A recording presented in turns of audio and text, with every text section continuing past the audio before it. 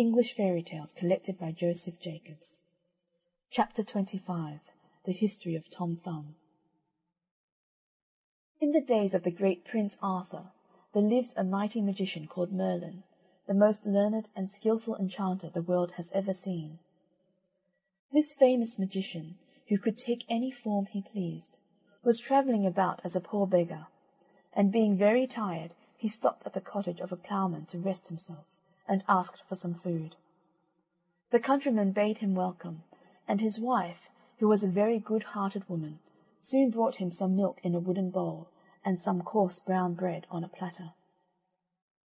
Merlin was much pleased with the kindness of the ploughman and his wife, but he could not help noticing that though everything was neat and comfortable in the cottage, they seemed both to be very unhappy.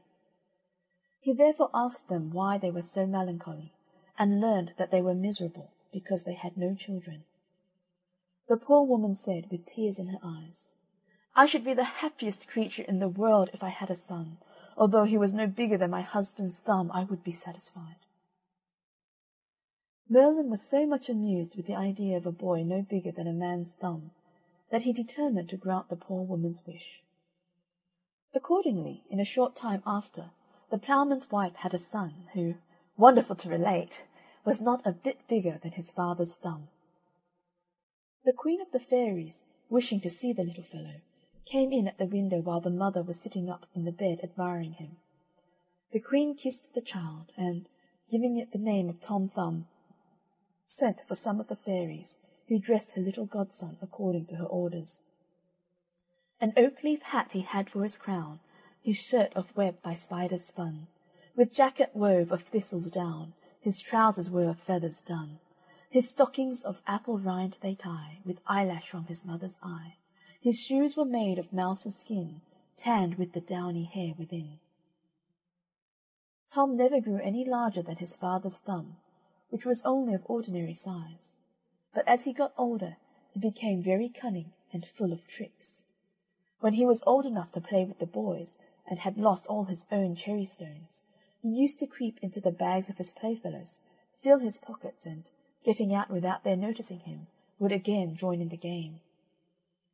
One day, however, as he was coming out of a bag of cherry-stones where he had been stealing as usual, the boy to whom it belonged chanced to see him.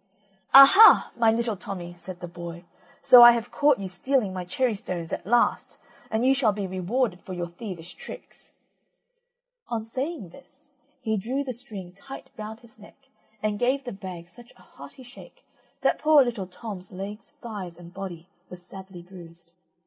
He roared out with pain and begged to be let out, promising never to steal again.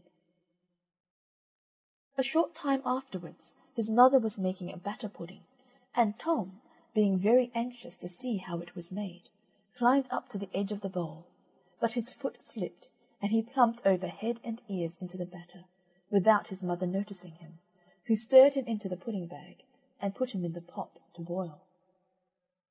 The batter filled Tom's mouth and prevented him from crying, but on feeling the hot water he kicked and struggled so much in the pot that his mother thought that the pudding was bewitched, and pulling it out of the pot, she threw it outside the door. A poor tinker who was passing by lifted up the pudding, and putting it into his budget, he then walked off. As Tom had now got his mouth cleared of the batter, he then began to cry aloud, which so frightened the tinker that he flung down the pudding and ran away. The pudding being broke to pieces by the fall, Tom crept out, covered all over with the batter, and walked home.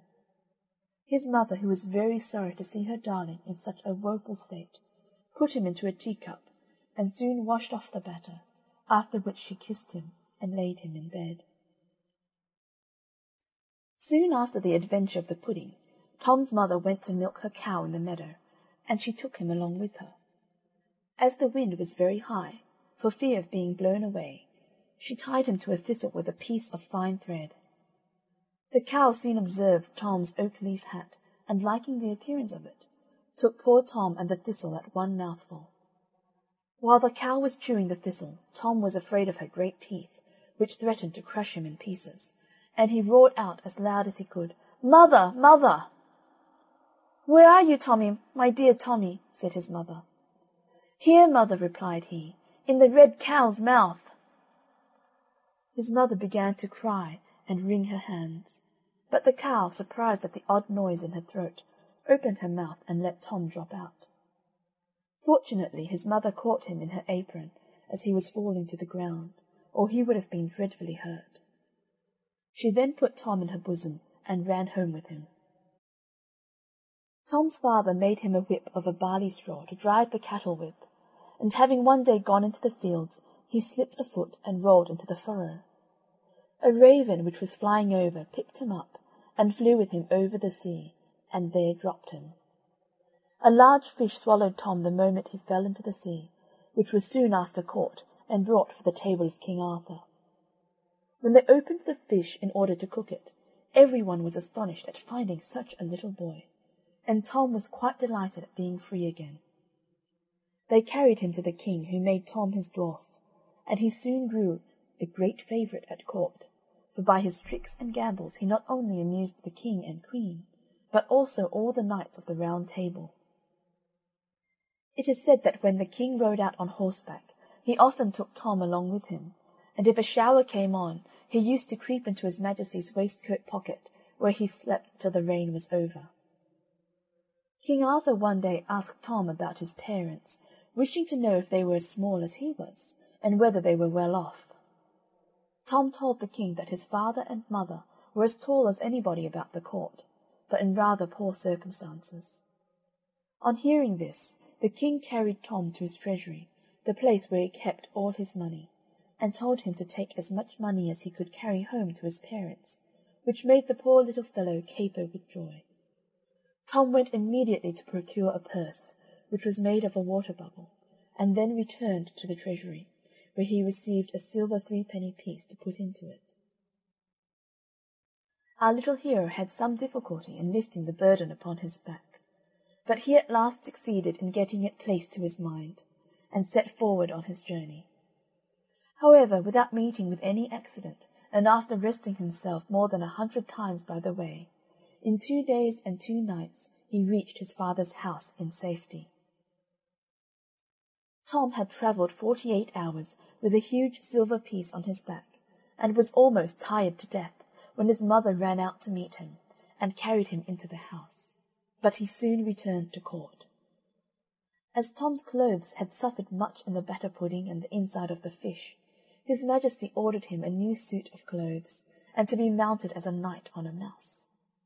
Of butterflies' wings his shirt was made, his boots of chickens' hides, and by a nimble fairy blade, well learned in the tailoring trade, his clothing was supplied.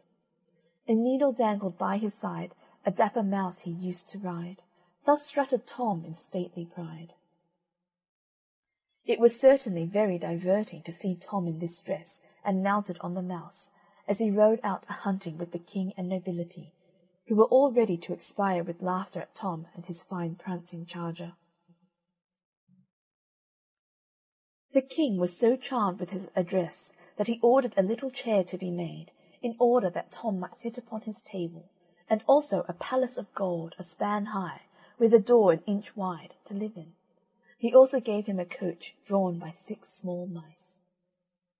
The queen was so enraged at the honours conferred on Sir Thomas that she resolved to ruin him, and told the king that the little knight had been saucy to her. The king sent for Tom in great haste, but being fully aware of the danger of royal anger, he crept into an empty snail-shell, where he lay for a long time, until he was almost starved with hunger. But at last he ventured to peep out, and seeing a fine large butterfly on the ground, near the place of his concealment, he got close to it, and jumping astride on it, was carried up into the air. The butterfly flew with him from tree to tree, and from field to field, and at last returned to the court, where the king and nobility all strove to catch him. But at last poor Tom fell from his seat into a watering pot, in which he was almost drowned. When the queen saw him she was in a rage, and said he should be beheaded, and he was again put into a mousetrap until the time of his execution. However, a cat, observing something alive in the trap, patted it about till the wires broke, and set Thomas at liberty. The king received Tom again into favour, which he did not live to enjoy, for a large spider one day attacked him, and although he drew his sword and fought well, yet the spider's poisonous breath at last overcame him. He fell dead on the ground where he stood, and the spider sucked every drop of his blood. King Arthur and his whole court were so sorry at the loss of their little favourite that they went into mourning and raised a fine white marble monument over his grave with the following epitaph: Here lies Tom Thumb, King Arthur's knight, who died by a spider's cruel bite. He was well known in Arthur's court, where he afforded gallant sport. He rode at tilt and tournament, and on a mouse a-hunting went. Alive he filled the court with mirth, his death to sorrow soon gave birth. Wipe your eyes and shake your head, and cry, alas, Tom Thumb is dead. End of chapter 25. The History of Tom Thumb.